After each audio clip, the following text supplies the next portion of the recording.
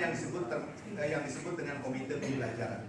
Sehingga kami ya sebelum mengimplementasikan itu ada ya dilatih dulu. Lalu, nah ini yang terpenting adalah pembelajaran paradigma baru. Pembelajaran paradigma baru itu harus holistik, menyeluruh. Jadi harus memfasilitasi anak yang berkebutuhan, anak yang mempunyai ekonominya ini, anak yang kaya, anak yang pintar, anak yang tidak sebagainya. Secara holistik. Dan terdiferensiasi itu adalah harus sesuai dengan kebutuhan dan karakteristik anak. Tidak bisa membedakan satu kelas itu sama. Yang ke ini juga penguatan profil pelajar Pancasila. Nah ini yang terpenting dari kurikulum Merdeka ini adalah perbedaannya adalah adanya penguatan profil pelajar Pancasila.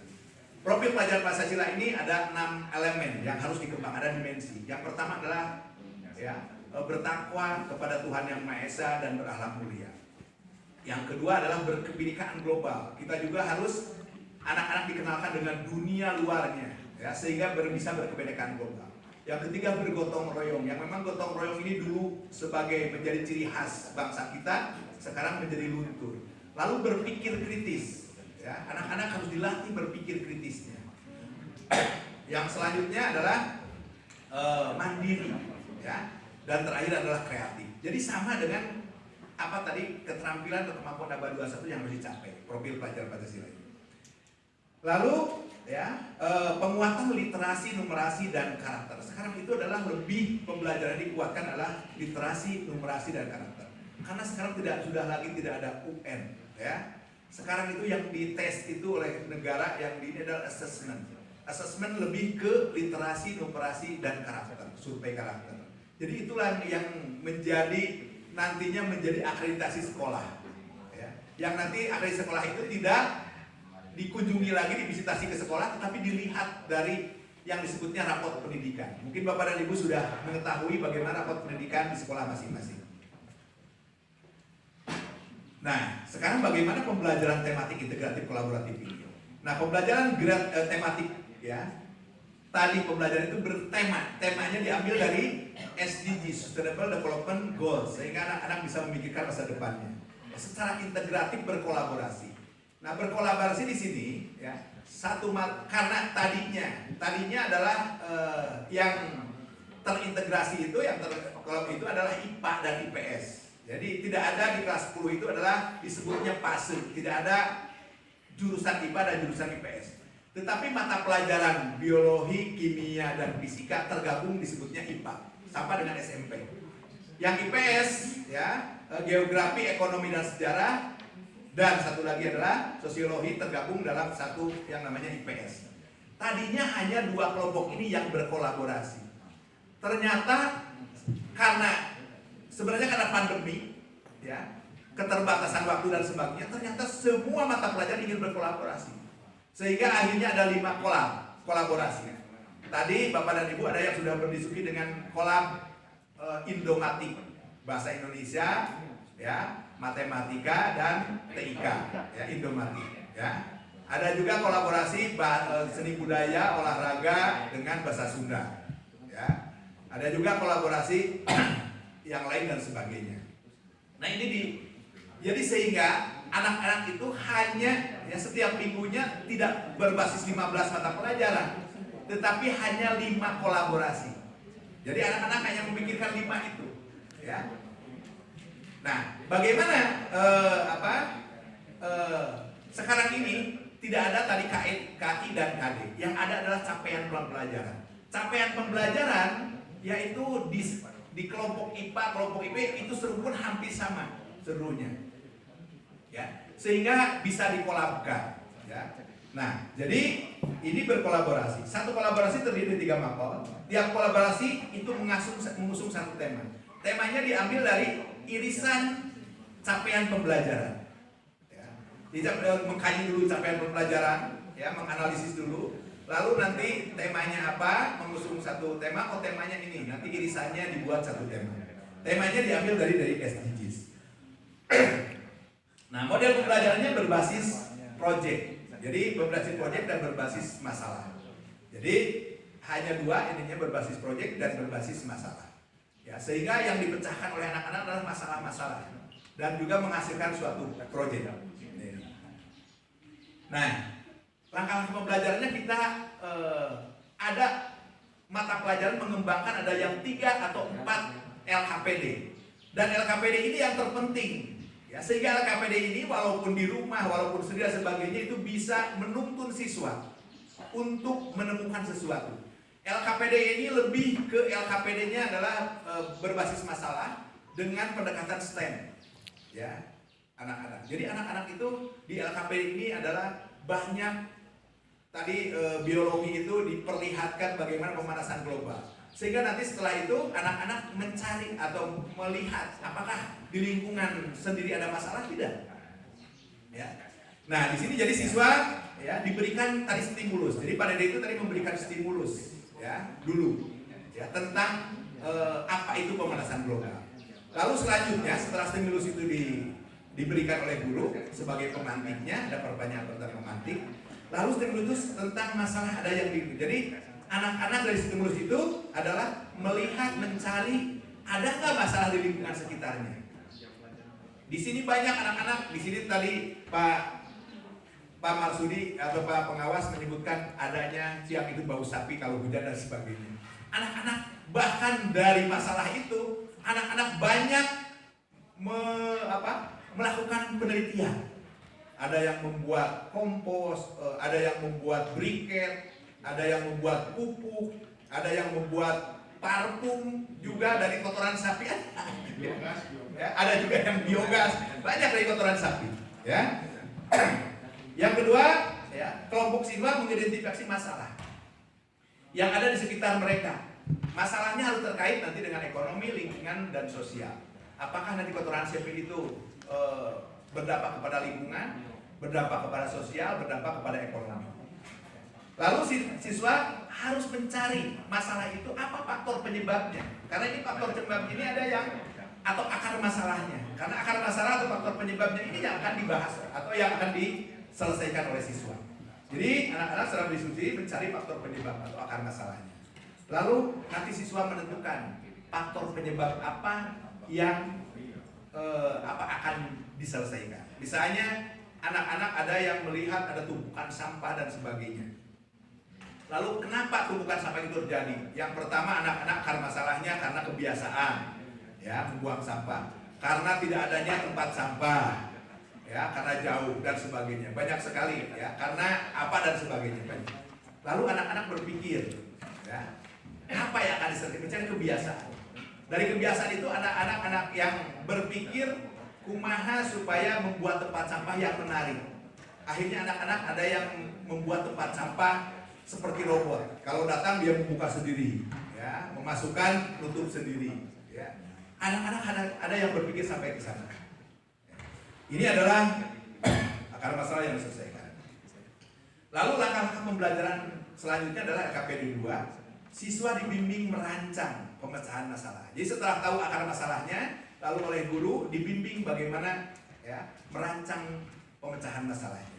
Dan setiap LKPD itu anak-anak ada presentasi anak-anak. Jadi setiap LKPD diselesaikan presentasi. Ya. Setelah LKPD diselesaikan presentasi. Ya. Lalu dibimbing bagaimana merancang pemecahan masalah. Saya yakin guru IPA, apalagi guru biologi banyak masalah yang bisa diselesaikan di daerahnya masing-masing. Lalu siswa mengeksplorasi ya dari dalam dan luar negeri. Apakah masalah itu sudah ada yang menyelesaikan enggak?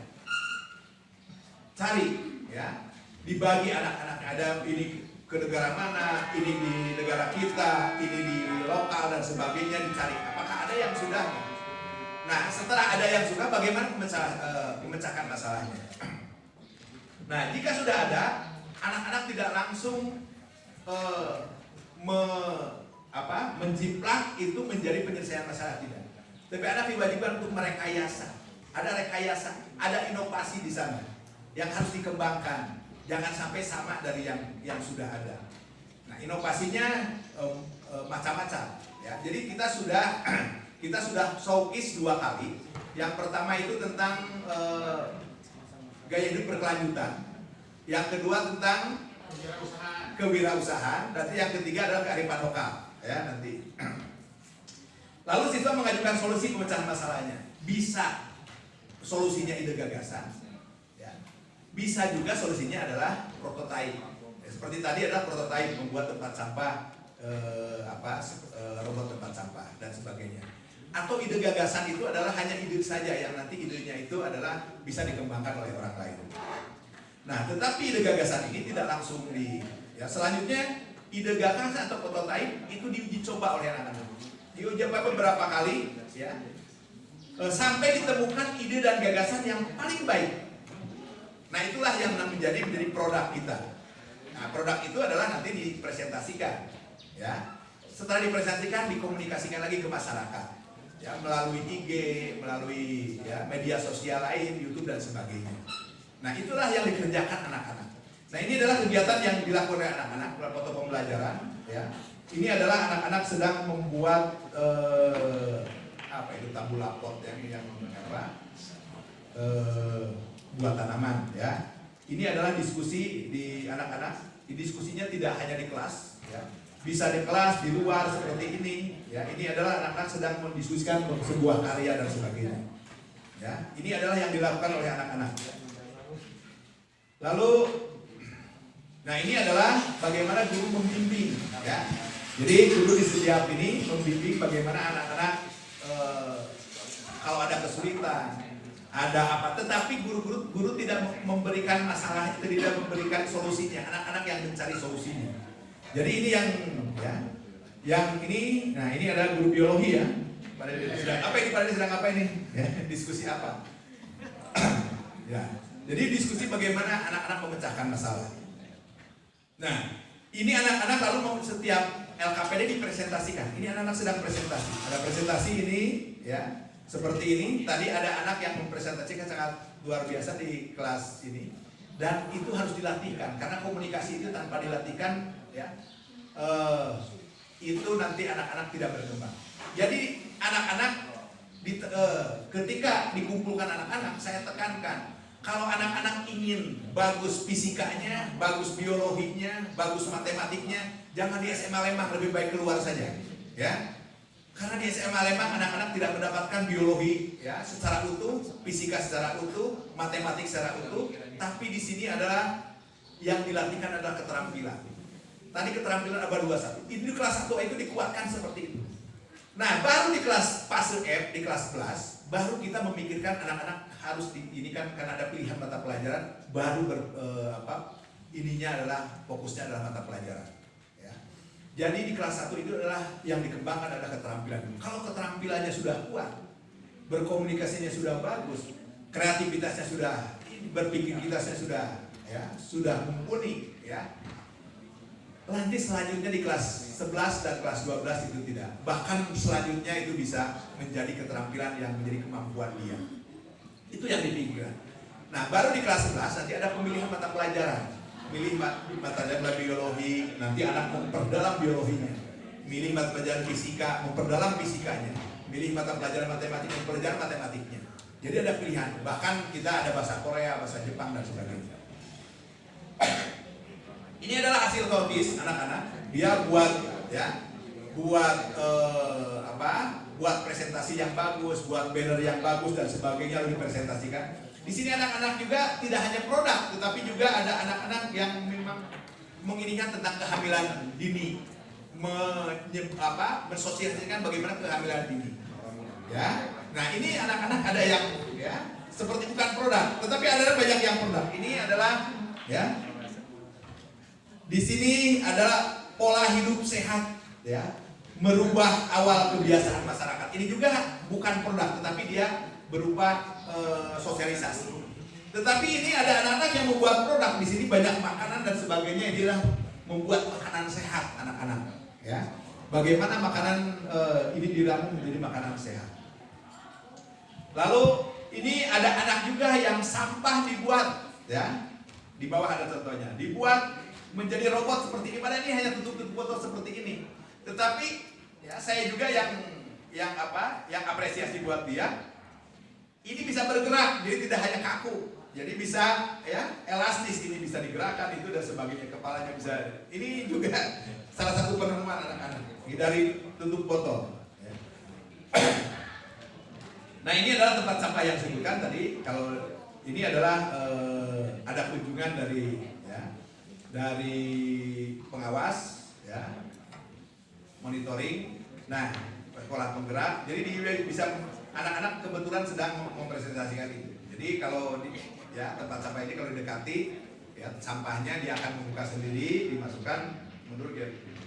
Jadi ini adalah memberdayakan sampah plastik katanya. Nah ini adalah cemilan sehat kaya manfaat. Ini bukan CD ya, juga ya menikmati showcase. Jadi ada camilan sehat bermanfaat. Jadi anak-anak banyak kreasi-kreasinya kalau sedang positif. Nah hasil survei pembelajaran tematik integratif kolaboratif ini adalah sangat luar biasa ya anak-anak. Karena di sini ya anak-anak kalau dilihat ini yang merah itu adalah bagaimana proses identifikasi masalah itu. Ternyata anak-anak itu mengatakan itu hasil diskusi ya dan mencari sendiri ya. Jadi ini presentasi yang banyak ya. Terus bagaimana proses identifikasi masalah dalam mengambil tema dan lakukan juga adalah lebih besarnya ini yang hijau itu mengamati langsung kenyataan di lingkungan ya. Hasil diskusi, mencari sendiri dan sebagainya. Jadi ya, ini hasil guru dan siswa. Kita lakukan penelitian sederhana. Bagaimana aktivitas anggota kelompok dalam memecahkan masalah?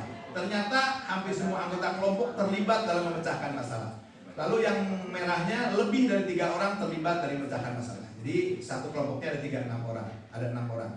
Nah ini adalah hasil juru juga sama. Ya, jadi hasil siswa dan guru dibandingkan, ternyata dalam aktivitas kelompok itu adalah terlibat semua. Hampir terlibat semua. Bagaimana aktivitas kaitan dalam membuat produk ya sebagai alternatif? Ternyata juga sama ya. Hampir 80% yang biru dengan yang merah disatukan itu adalah semua anggota kelompok terlibat dalam pembuatan produk dan juga lebih dari 3 orang terlibat. Menurut guru juga lebih besar, kalau guru lebih besar aktif. Kalau siswa mungkin ada yang tidak ikut ya dan sebagainya. Nah, akan pelajaran tematik ini menyenangkan bagi siswa. Ternyata ya, ini yang biru dengan yang merah itu, yang biru semua siswa sangat senang. Yang merah itu sebagian besar siswa senang. Jadi hampir 93% itu mereka menyenangkan siswa. Ya. Ini adalah yang dilakukan. Nah, ternyata ada hal yang menarik ya. Nah, ini kalau ini jangan ini. Nah, ini yang memang pengembangan yang selalu ada di dalam prestasi siswa, terutama di kelas 10, kepercayaan dirinya, kemandirian dan sebagainya. Nah, ini siswa yang masuk ini perguruan tinggi ini ya. Nah, 2019 nanti di sini. Nah, di sini prestasi siswa ini banyak kelas 10. Internasional ada beasiswa juga ke Jepang ya kemarin ya. Alhamdulillah mendapat dari Kementerian Pemuda dan ya, Pendidikan Jepang buka Gasuho ya. 1 orang. Nah, 8 orang juga kita ikutkan mengikuti workshop SDGs internasional ya di Shiba University di Jepang. Tetapi daring. Kalau dari kan bisa tidak membiayai. Lalu juga meraih medali emas perak desain robotik, ini juga kelas 10 ya. International Mathematics Science Kreativitas kompetisi di Korea. Ya, ini kelas 10 ini ya. Ini juga kelas 10 Best Maker Video Research ya. Pada kegiatan Teenager Camp di China ya. Lalu juara 1 internasional video ini ya, storytelling bahasa Jepang. Listening to Asia juga juara 1 dalam kegiatan Seimole.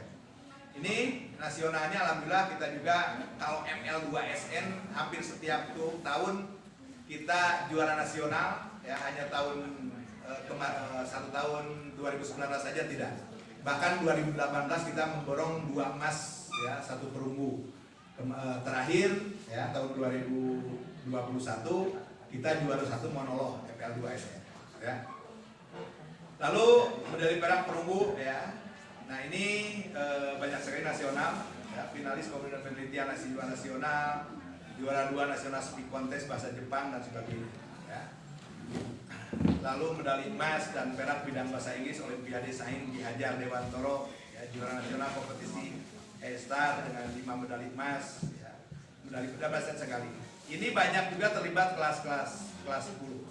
Bahkan kelas 10 kemarin ketika ada di anak-anak di ini, siapa yang mau ikut KSN kelas 11-12 mah yang paling tersaja, kelas 10 mah 100 orang ikut yang mau ikut. Jadi kepercayaan dirinya ada, kepercayaan dirinya tuh.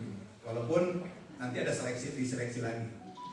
Nah ini lomba poster dan sebagainya, Jurnas Jawa Barat. Nah prestasi guru alhamdulillah juga, guru lolos seleksi di luar negeri, di Riyadh, seorang guru lolos beasiswa LPDP di